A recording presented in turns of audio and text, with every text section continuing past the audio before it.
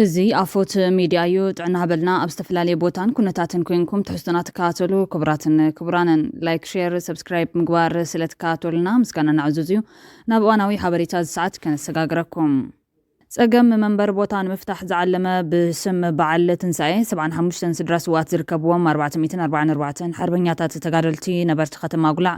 ንመንበር ዝኸውን ቦታ ተዓዲሎም ኣመሓዳሪ ወረዳ ጽራውን በርታ ይተሃፍት ብርሃነ ኩሉ ስድራ ስው ሓርበኛታት ተጋደልቲ ነባራት ተጋደልቲ ብመንነቶም ተኣሲሮም ዝነበሩ ተጋደልትን ካልኦት ዝምልከቶም አካላትን በቲ መምርሕ መሰረት ተጠቀምትን ክኾኑ ይስራሕ ምህላው ገሊጾም ክሳብ ሕዚ ከም ወረዳ ቶም 444 ናይ ከተማ ጉላዕ ሓዊሱ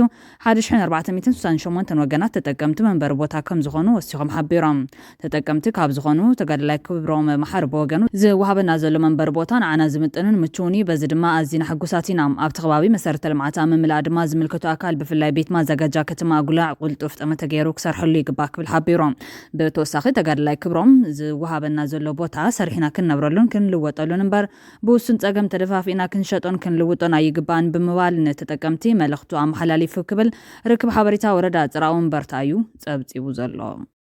ብኻሊ ዜና ኣብ ልዕሊ 3 ጀነራላት ትግራይ ብነበር ፕረዚደንት ጊዜያዊ ምሕዳር ትግራይ ኣይተ ጌታቸው ተጻሒፉ ዝነበረ እግድ ተላዒሎም ሓድሽ ፕረዚደንት ጊዜያዊ ምሕዳር ትግራይ ጀነራል ታደሰ ወረደ ኣብ ልዕሊ ጀነራል ዮሃንስ መዲድ ጀነራል ማሾ በየነን ጀነራል ምግበይ ሓይለን ብኣይተ ጌታቸው ረዳ ተጻሒፉ ዝነበረ እግድ ኣልዒሎም ወለው ተባሂሉ ብተወሳኺ ድማ ጀነራል ፍሳሕ ኺዳኑ ፍሳሕ ማንጁስ ሓላፊ ቢሮ ሰላም ጸጥታን ትግራይ ኮይኖም ክሰርሑ ካብ 8 ሚያዝያ 2017 ዓ.ም ጀሚሩ ብፕረዚደንት ጊዜያዊ ምሕዳር ጀነራል ታደሰ ተሸይሞም የለው ኣይተ ጌታቸው ረዳ ዝተገበረ እገዳ ሲዕቡ ካብ ቤት ጽሕፈት ህወሓት ክሳብ ቢሮ ሰላም ጸጥታን ክሳብ ካቢኔ ሴክሬታሪያት ዝመርሕ ዝነበረ ጀነራል ታደሰ ወረደን ሓዊሱ ተቃውሞ ገጢሞ ጸኒሑ እዮም ኣብቲ እዋን ዝተገበረ ውሳነ ፕረዚደንት ጊዜያዊ ምሕዳር ንኣዘዝቲ ሰራዊት ክሸውም ወይ እውን ከውርድ ሓላፍነት የብሉን ብዝብል ተቃውሞ ገጢሞ ጸኒሖም ካብ ቀዳማይ ሚኒስትር ኣብይ ኣሕመድ ይኹንታ ተቐቢሎም ስራሕ ዝጀመሩ ፕረዚደንት ጀነራል ታደሰ ወረደ ድማ እቲ ተቐሚጡ ዝነበረ እገዳ ኣዘዝቲ ኣልዒሎም ስርሖም ከጽሉ ገይሮም ኣለው ነዚ እገዳ ዝተቃውሙ ናይ ትሽዑ ምክትል ናይ ሕዝቢ ፕረዚደንት ዝተቐመጠ እገዳ ንምልዓል ኣየናይ ስልጣንን ሓላፍነትን ተጠቒሞም እዮም ፈጺሞምዎ ዝተባሃለ ነገር የለን ነዚ ምልዓል እገዳ ዝተዓዘቡ ገለ ተዓዘብቲ ድማ ኣብ ዝሃብዎ ሪቶ ኣይተ ጌታቸው ረዳ ማሕበራቱ ከይሰርሕ ዝተገበረ ኮነ ተባሂሉ ከም ዝኾነ ክኸሱን ከለዉ ኣብቲ እዋን ዝወሰደ ስጉምቲ ኣዘዝ ሰራዊት ናይ ምልዓልን ምሻምን ሓላፍነት እኳ እንተነበሮ ነዚ ዝተፈጸመ ናይ ዘይምግባርን እምቢተኝነትን ኣብ ልዕሊ ኣይተ ጌታቸው ረዳ ከም ዝተፈጸመ እዮም ዘረድዎም ኣብ ዘመነ ጌታቸው ረዳ ዝተኸልከለ ስራሕቲ ድማ ፕረዚደንት ታደሰ ወረደ ይፍጽም ምህላው ኣካልቲ ኣይተ ጌታቸው ረዳ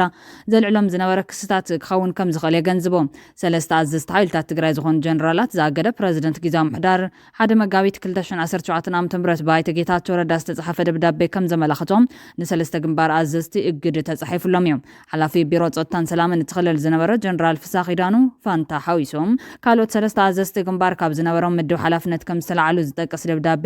ምውፁ ይዝካር ውሕዳት ኣባላት ሓደ ጉጅለ መኳንናት ዝበሎም ሕጊ ብምጥሓስ ኣብ መላ ትግራይ ማሕበራት መንግስቲ ንምፍራስ ዘይቅንዕ ውሳነ ይወስዱ ከም ዘለዎ እውን ኣማስዩ ኣብ ኤክስ ብእንግሊዝኛ ብዘውፅኡ ሓበሬታ ጠቂሶም ኣብ ልዕሊ ነቲ ስጉምቲ ዝተቃወሙ ሲቪላውያን ሰባት ጎነፃዊ ስጉምቲ ይወስዱ ከም ዘለውን እቲ ፕረዚደንት ከሲሱ እዮም ኣብ ሕዝቲ ስምዕ ፕሪቶርያ ኩነታት ናብ ዝኸፍአ ግጭት ከይዓረገን ከሎ ንስጉምቲ ናይቶም ኣዘዝቲ ሰራዊት ደው ከብሎ ድማ ጸዊዖም እቶም ኣዘዝቲ ኣብቲ ክልል ዕግርግር ንምፍጣር ይንቀሳቐሱ ኣለዉ ብዝብል ዘሰናብቶም እንተኾነ ግን ብበዓል ዶክተር ደብረጽዮን ገብረ ሚካኤል ዝምራሕ ህወሓት እቲ ንላዕሎት ኣዘዝቲ ንምጋድ ዝተወሰደ ውሳነ ተቐባልነት የብሉን ብምባል ዝነፀጎ ኮይኖም ነዚ ስዒቡ ብበዓል ዶክተር ደብረጽዮንን ፈትለወርቂ ገብረ እግዚአብሔርን ዝምራሕ ህወሓት ዘውፅኦ መግለጺ ነቲ እገዳ ሕጋውነት ዘይብሉን ተግባራዊ ክኸውን ዘይኽእልን ክብል ተቃይሙ እዩ እዚ ተመሓላሊፉ ዘሎ እገዳ መራርሓ ሰራዊት ሕጋዊ መሰረት ዘይብሉን ዘይፍጸምን ምዃኑ ተገንዚብኩም ንምሓስ ብሔራዊ ህልውና ትገብርዎ ዘለኹም ቃልሲ ከም ተጠናኽሩ ህወሓት ይተኣማመን ኢሎም ናይተ ጌታቸው ነበር ውልቀ መላኽ እናበለ ዝጸርሕ እቲ መግለጺ እቲ ፕረዚደንት ቅድም ኢሉ ካብ ሓላፍነት ዘለዓለ ምዃኑ ብምዝኽኻር መቐጸልታ ናይቲ ሰራዊት ንምፍራስ ዝግበር ሽርሕን ተንኮልን ክብል ነጺጎም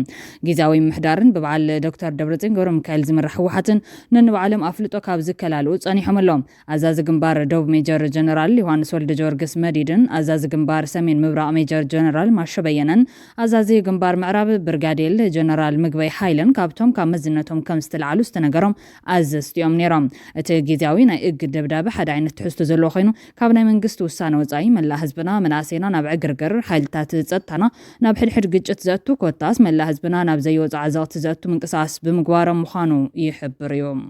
ኣፎት ሚድያ ነዚ ሰዓት እዚ ናብ ዘዋደዶ ካሊእ እዋናዊ ሓበሬታ ተሰጋጊርና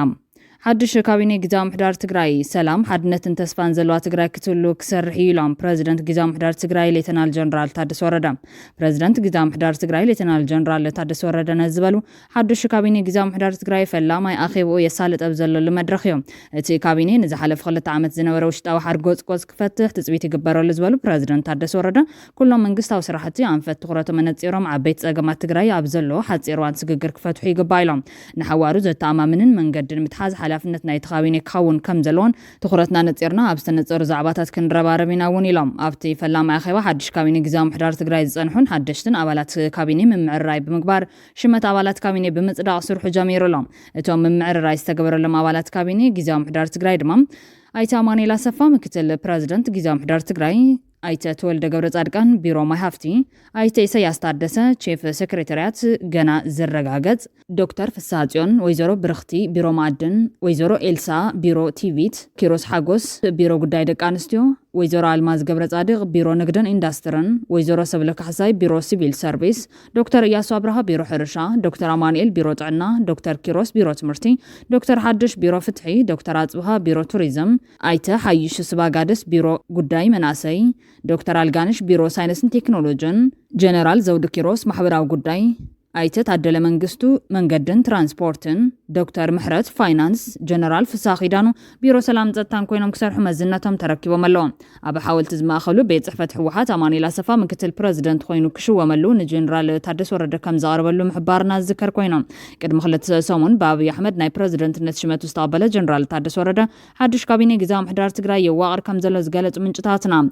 كابتي عسران حدن أولات سحوافة كابيني تقراي تشمونتن بيت صحفة حوحات كم زتوهابهم طايسهم بز مسارات بيت صحفة حوحات ببريزيدنت تادس بيلو خصدقلو كابزل أخو دبدابة أماني لا سفا مكتل بريزيدنت تولد قبر صادقان ماي هافتي دكتور كيروس قعش بيروس مرسي كيروس حاجوس قداي دك أنستيو دكتور فسا هافتتين مريت كمون إلسا ودابة تكنيكن ميان كصدقلهم بزحدت ومسارات صديقلهم اللهم اتوم ببيت صحفة حوحاتك شو مستحاضي حلفتن اي عقمي درتنت كم زلومن قدم هزي اب استفلالي ابيات صحفة سريحهم لو تكمصو زي تراين مخانم من جتات بيت صحفة دجان قاليصوم يوم جنرال تادس ورده بهراوي عرق تغيرو اسادادن تسدادن زي بلا تግራይ ክትፍጠር ባህግን ድሌት እንኳን ተሎን እንተሆነ ግን እቲ ብሰንኪ መግደር حوحات ዝተፈጠረ ነቃዕ ሓኪሙ ብሄራዊ ዕርቅ ከረጋገጽ ተኽእሎ ኣሎ ዲዝብል ግን ሕቶ ብዙሓት ኮይኑ ቀጺሉሎም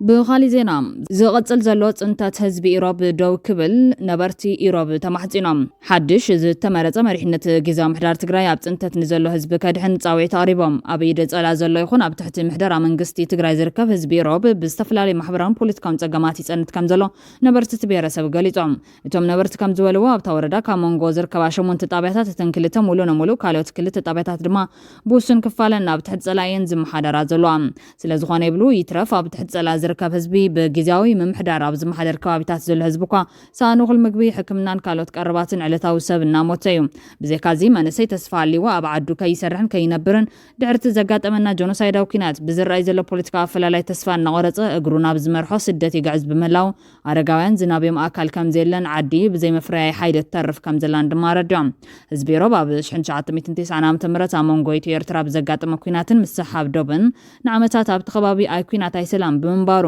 ቁጠባዊ ሓስያ እናበጽሖ ከም ዝመፀን ኣብ 2013 ዓ.ም ዘጋጠመ ጆኖሳይዳዊ ኩናት ድማ ንዝኸፍአ ማሕበራዊ ቅልውላው ክቃላዕ ስለ ዝገበሮም ቀጻልነት ዘለዎ ደገፍ እዩ ዝጠልብ ዘሎ ክብሉ ብኣጽንኦት ተዛሪቦም ብመሰረት እዚ ኣብ ደቡብ ኣፍሪካ ብመሰረት ዝተኸተመ ውዕል ፕሪቶርያ ግዛታዊ ሓድነት ትግራይ ክረጋገጽ ተመዛበልቲ ወገናት ብህፁፅ ናብ መረበቶም ክምለሱ ዝዓነው መሰረተ ልምዓት ክሕደሱ ዝጠፍአ ንብረትን ህይወትን ካሕሳ ክረክብን ገበነኛታት ብሕጊ ክሕተቱን ልዕሊ ኩሉ ድማ ርክብ ትግራይን ኤርትራን ናብ ሰላማዊ ጽምዶ ከምርሕ ብዘይወዓል ሕደር ክፍጸም ንጽውዕ ኢሎም ሓድሽ ፕረዚደንት ጊዜያዊ ምሕዳር ትግራይ ጀነራል ታደሰ ወረደ ህዝቢ ገጢሞ ዘሎ ሓደጋ ጽንተት ደው ክብል ብህፁፅ ተግባራዊ ስጉምቲ ክጅምሩ ተማሕጺኖም እዚ ከምዚ ኢሉ እንከሎ ብሰንኪ ጆኖሳይዳዊ ጨፍጫፍ ሰራዊት ኤርትራ ንዓመታት ካብ ቤት መረበቱ ዝተመዛበለ ህዝቢ እገላ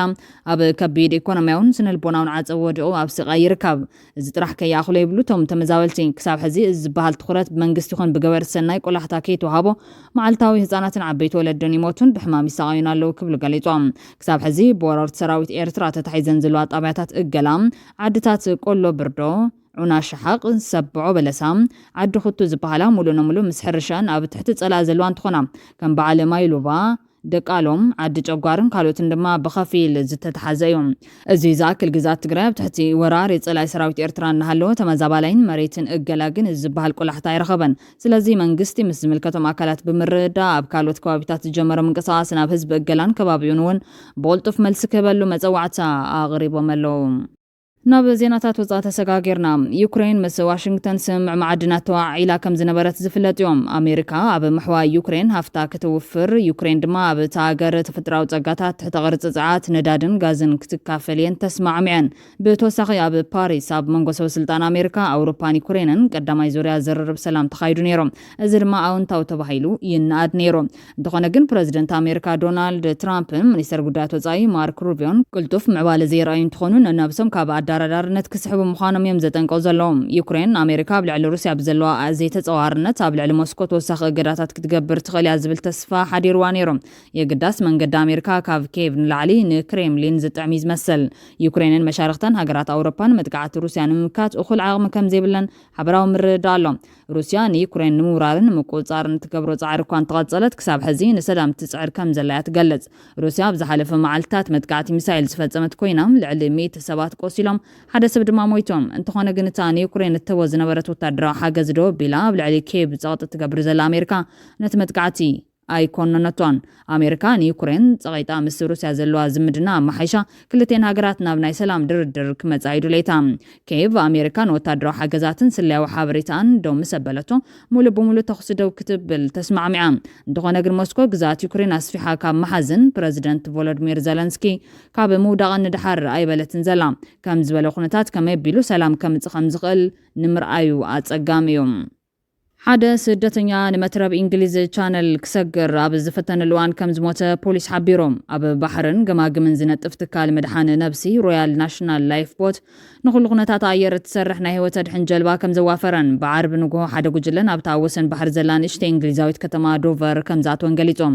ፖሊስ ኬንት ኣብ ንእሽቶ ጃልባ ንዝተፈጠረ ህፁፅ ሕክምናዊ ኩነታት ምላሽ ዝሃበ ፓትሮል ሓይሊ ዶብ ናብቲ ቦታ ካብ ዝበፅሕ ድሕሪ 10 ደቂቓ ከም ዝተደወለሉ ኣፍሊጡሎም እቲ ስደተኛ ከም ዝሞተ እውን ኣረጋጊፆም ኣብ ዶቨር ካብ ዝርከብ መደበር ህይወት ኣድሕን ጀላቡ ርሕቕ ኢሉ ሰማያዊ ቴንዳ ምርመራ ኣስከሬን ተተኺሉሎ ኣብዚ ዓመት ክሳብ ሕዚ ልዕሊ 9,000 ሰባት ብኣናሽቱ ጀላቡ ንመትረብ እንግሊዝ ሰጊሮም እዚ ካብቲ ናይ ዝሓለፈ ዓመት ተመሳሳሊ እዋን ብ42 ሚታዊ ዝለዓለ ኮይኖም ሽዑ ጠቕላላ 6,265 ሰጊሮም ነይሮም ካብቲ ኣብ 2023 ዝተመዝገበ 4,899 ድማ ብ81 ሚታዊ ዛይድ ኣብ ዝሓለፈ ሰሙን ጥራሕ 1,871 ስደተኛታት ብኣናሽቱ ጀላቡ ነቲ መትረብ ሰጊሮም ብሰሉስ ድማ ልዕሊ 705 ስደተኛታት ብ12 ጀላቡ ነቲ ጉዕዞ ገይሮም እዚ ድማ ክሳብ ሕዚ ኣብዚ ዓመት ኣብ ሓደ መዓልቲ ብዝለዓለ ቁፅሪ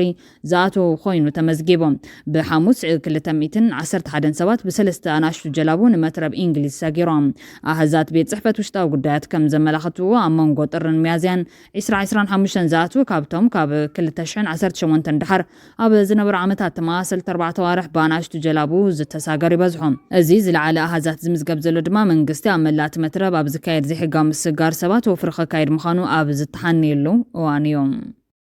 ክቡራትን ክቡራንን ካብ ኣፎት ሚድያ ዝተዳለወት ሕዝቶ ሰዓት ተቕሪብና ዛዚምና ላይክ ሼር ሰብስክራይብ ምግባር ቤተሰብ ኣፎት ኩኑ ሰናይ ግዜ ንምነ